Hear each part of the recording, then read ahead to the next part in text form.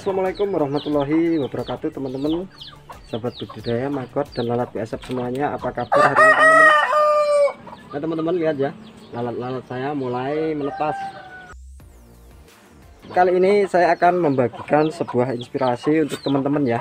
Mungkin teman-teman nggak sadar, selama saya membuat video dalam kandang itu seperti teman-teman lihat ya, di bagian lantainya itu dulunya rencana mau dibuat biopon teman-teman.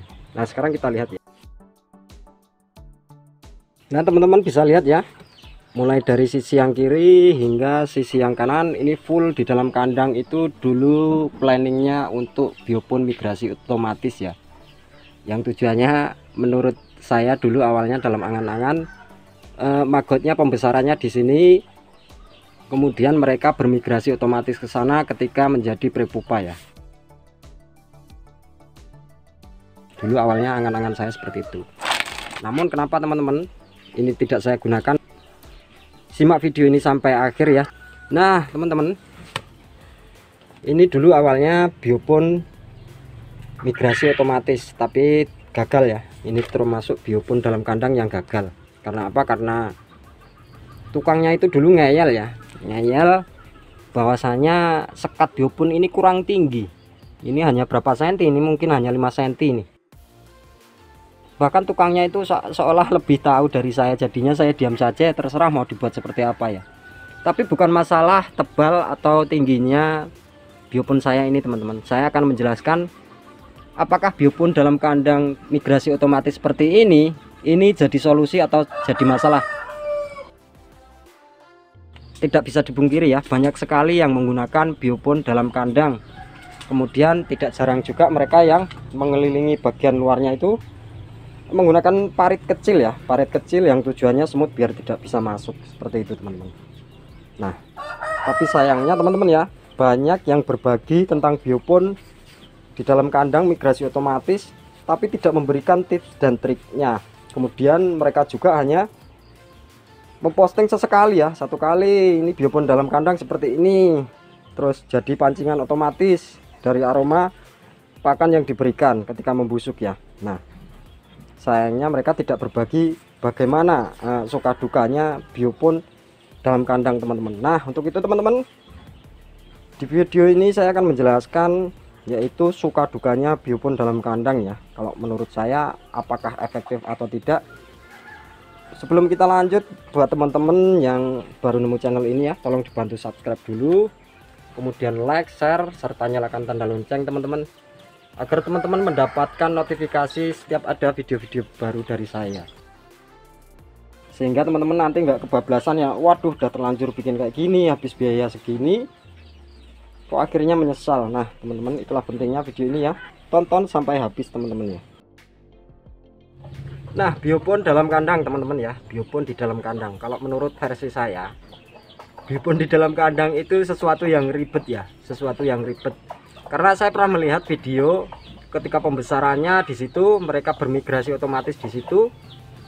Nah kemudian prepupanya diambil lagi, dimasukkan lagi ke dalam rumah ya, dimasukkan lagi ke dalam rumah. Ketika menjadi pupa kemudian dimasukkan lagi ke kandang, seperti itu teman-teman. Karena mereka takut kalau di luar itu kena tampiasnya hujan juga. Kalau kena air hujan nanti mereka bubar kemana-mana ya. Itu yang pertama kalau menurut versi saya. Yang kedua, kenapa harus prepupanya ketika mereka bermigrasi harus dimasukkan lagi ke dalam rumah biar mereka menjadi pupa kemudian dikeluarkan lagi. Nah itu termasuk menambah pekerjaan juga teman-teman ya. Kalau menurut saya lebih baik ya karuan di dalam ruangan sekalian ya, mau bermigrasi ya di dalam ruangan kita, misalnya di dalam rumah kita, terus ketika menjadi prepupa ya langsung masukkan ke sini teman-teman ya. Itu yang pertama. Yang kedua teman-teman, biopon migrasi otomatis di dalam kandang. Nah seperti ini jadi logikanya teman-teman ya.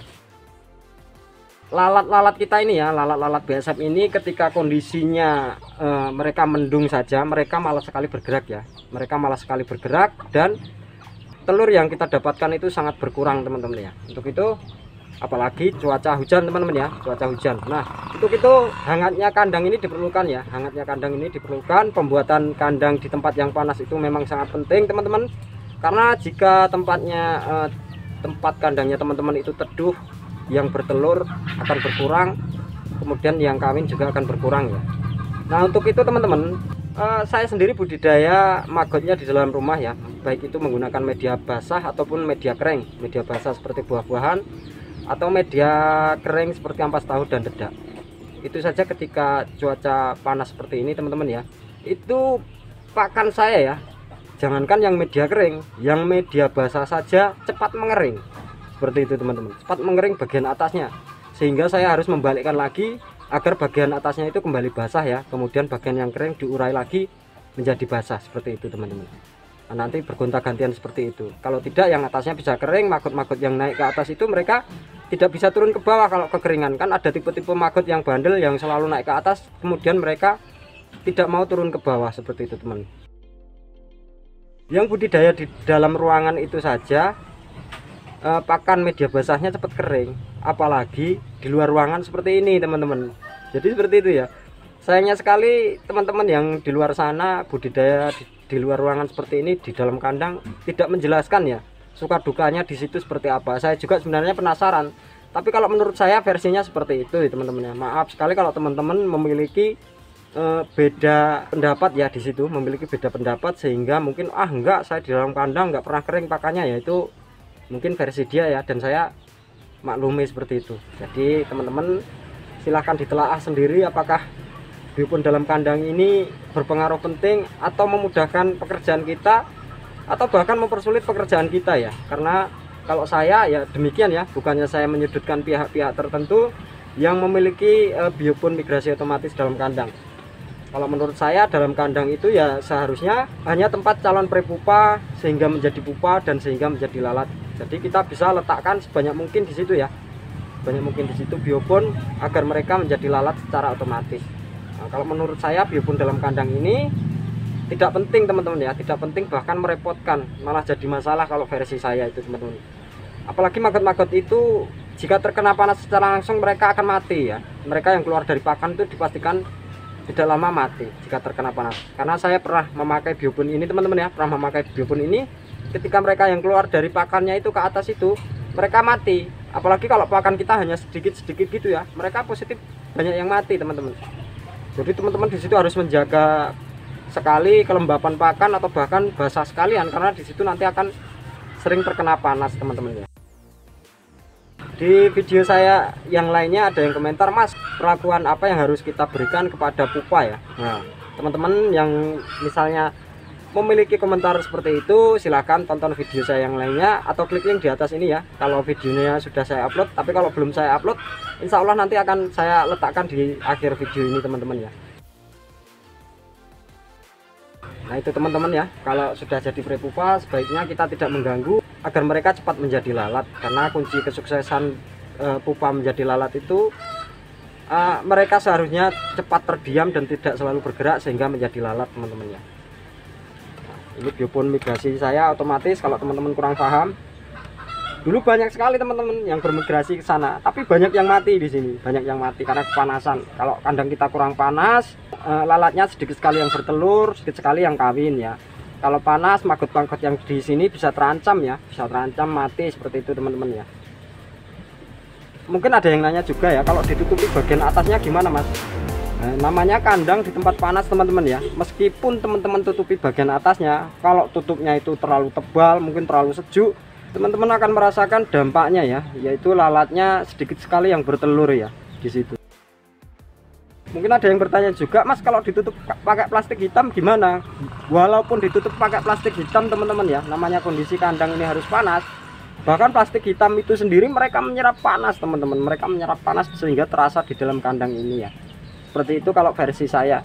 Mungkin kalau teman-teman punya pendapat yang berbeda ya monggo. Jadi namanya pendapat orang itu berbeda-beda, tapi saya sendiri pernah mencoba di sini ya. Mungkin teman-teman juga bisa tanya tips di vlog lain ya. Mas, itu apa pakannya nggak kering? Coba tanyakan seperti itu teman-teman ya. Mungkin mereka bisa memberi solusi, karena sayangnya banyak sekali vlog-vlog lain yang berbagi tentang biopon dalam kandang ini hanya sesekali ya, mungkin hanya sekali tampil seperti itu, besok udah pindah topik lagi, sekali tampil seperti itu, besok pindah topik lagi. Nah teman-teman, saya rasa cukup itu saja yang bisa saya sampaikan ya, tentang biopon migrasi dalam kandang otomatis. Itu kira-kira jadi solusi atau masalah Kalau teman-teman mungkin yang sudah berpengalaman menggunakan biopon dalam kandang, silahkan berkomentar agar teman-teman yang lain itu bisa terbantu ya kalau punya keinginan membuat biopon di dalam kandang seperti yang sudah pernah saya lakukan ini teman-teman.